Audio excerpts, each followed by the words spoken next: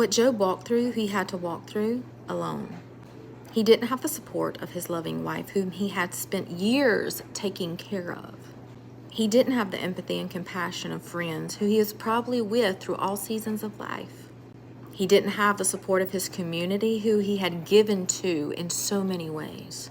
He didn't have the help of his children because Satan had taken his children from him. Job had to endure the deepest depression and pain in a heartbreaking season of isolation. Listen, sometimes those around us are not good for our grief. And sometimes people don't understand what you're going through because they haven't been through it themselves. Some people just want to try to understand why you're going through something instead of offering the question, what can I do to help? And some people just don't have the capacity to carry the load because your load is so heavy and they just don't have the bandwidth. But listen to this, isolation hurts, but it can also help sometimes. When only our Heavenly Father knows exactly what we are going through, He becomes the perfect person for us to spend our time with in the season of trials.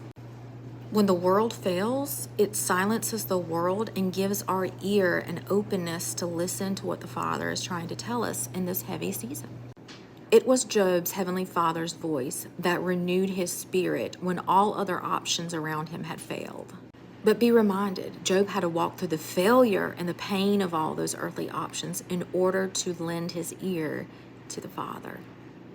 Listen, there's a season and a time when you need to reach out and you need community surrounding you, the right kind of community.